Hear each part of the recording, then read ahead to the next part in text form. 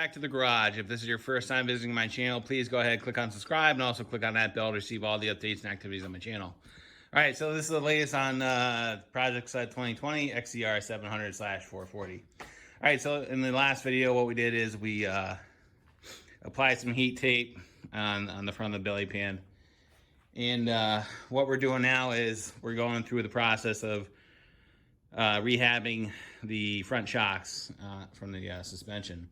So originally what the plan was, and I already had the old shocks off, we were going to remove the springs and redo the bodies and everything else. But my buddy Mike, we were talking about this. He goes, "Hey, I have a set of shocks I ordered for a sled from way back when. I never ordered them. Let's see if they'll fit." And I just did a dry run, and they will fit. So these shocks are from a Edge. So they're about a 3/4 of an inch longer.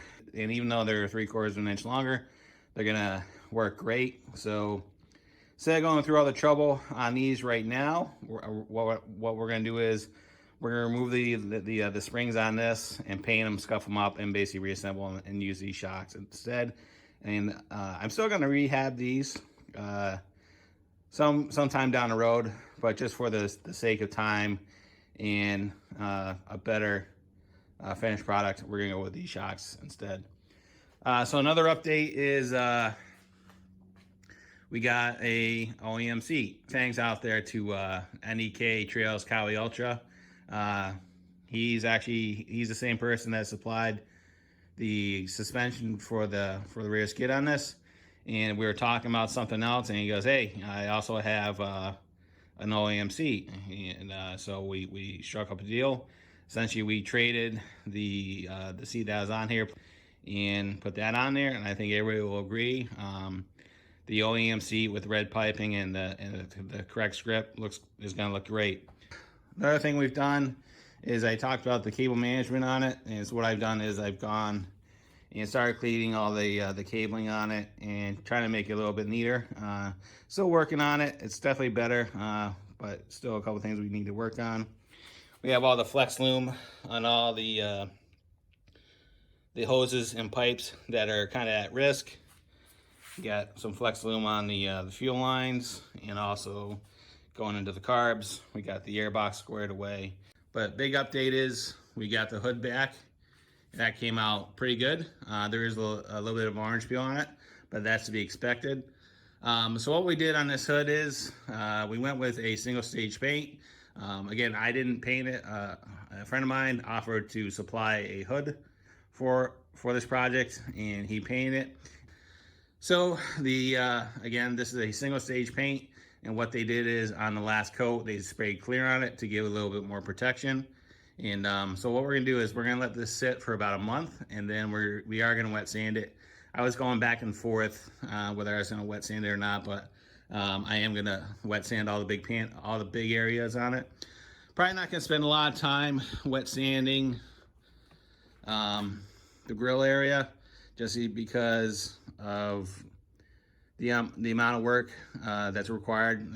And I say that because I use the XCR as an example. When I wet sanded that hood, I spent 3 days on that hood because of all the different non-flat surfaces, all the angles and contours and everything else. It takes a while to do it. So, what I'm gonna do is we're gonna hit the main areas on the hood, and we'll just leave the grill areas as they are. And right now they're pretty good. A lot of the orange peel is just on the sides where the graphics are gonna be. So we're gonna concentrate on those areas right there. So as far as color, again, as I mentioned, it's a single stage paint. We went with Guards Red, and that may sound familiar to some people because Guards Red is actually the same shade of red that Porsche used on their cars in the 80s and the early 90s. And it's actually very close to Indy Red. Anybody that has a true 1997 or 1998 XCR 440 will know that the paint that was used on that hood is not the same color as an Indy Red. It's a special blend. It's a little bit darker. I want to say there's some type of gold metallic in it as well, and then there's another shade of something in it too.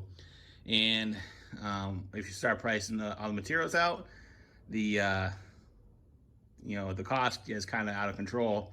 Because if anybody has ever painted the hood, and if you're buying materials, you'll realize it's not really the labor that drives up the cost, it's actually the materials. And with a small job like this, you do have to buy minimum quantities of paint. And if you are doing a custom color like that, it just drives up the cost. So again, this isn't a car or anything like that, it's a sled. So again, keeping costs under control. So that's why we went with a single stage paint. The other thing that we're gonna do is we're gonna use a black intake cover, plenum cover, whatever you wanna call it, in theme with the 97 98s. And so this isn't exactly correct, but again, we have to stay true with the mechanicals of the 700. So on the 97 and the 98, the 440s, they actually used a mini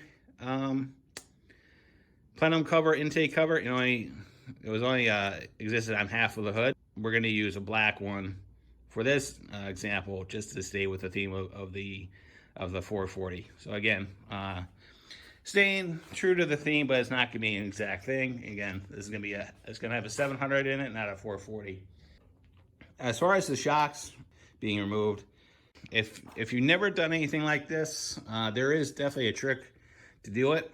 So the secret to making this as easy as possible, it's really two things. First, you want to get the front end up on jack stands. Don't put anything underneath the trailing arms.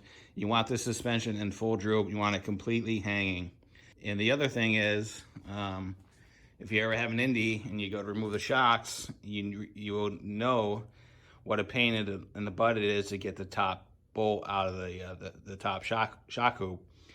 So the way around it is, and this is up to you, I've done this to all my sleds, take a 1-inch hole saw and just drill through the belly pan, and you'll see on the belly pan you'll see the top of the shock hoop, and just drill a 1-inch hole using the hole saw as an access, and then you get your a ratchet with a socket in there, and then a traditional wrench on the other side. You'll back the bolt out, and then it'll come right out. It'll take you literally 2 minutes to get the hardware out versus 15 minutes going the other way. Because everybody needs to realize, when these sleds were built in a factory, the belly pan was actually one of the last things to go on.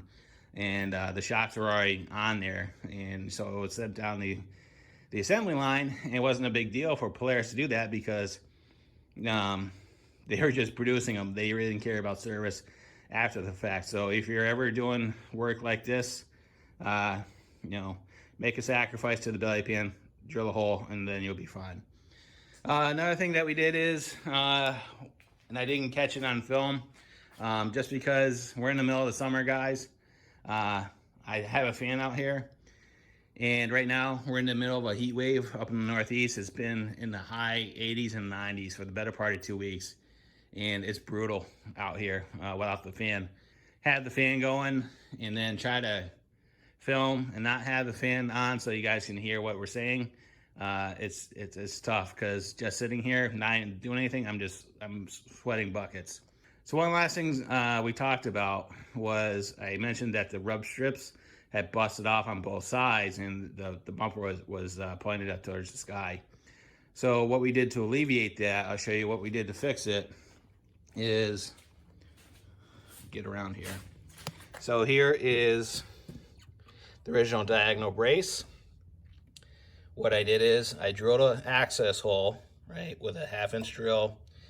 I drilled out the original rivet that had sheared off, and then I drilled a hole coming through the rub strip, and I just inserted a bolt coming through the rub strip, and then fastened it with a traditional bolt and nut. And it's actually, doing it like that, it's actually stronger than the original setup from Polaris. I did it on both sides, and now that I've done that, everything is back in alignment, and we're good. So what I had to do, I'm sorry I didn't show it to you after I put it together, on the bumper, because the bolt is sticking proud of the bumper. All I did is I drilled a 1/2 inch hole, basically to clearance the bumper so it would fit around the bolt head. And once I've done that, it's on the back side of the bumper. You don't see it, and having the bumper cover on, you would never know that repair was even done. So, all right. So what I'm going to do at this point is I'm going to take the shocks apart, paint those springs, get it back together. Because after I get the shocks done, that's pretty much the majority of the mechanical work that needs to be done.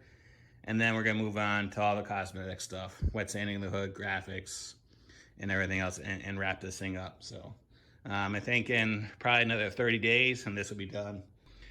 All right, so that's it. If there's any questions, comments, concerns, go leave them in the comments box. I'll get back to you as soon as I can. And as always, thanks for watching, and have a great day. See ya.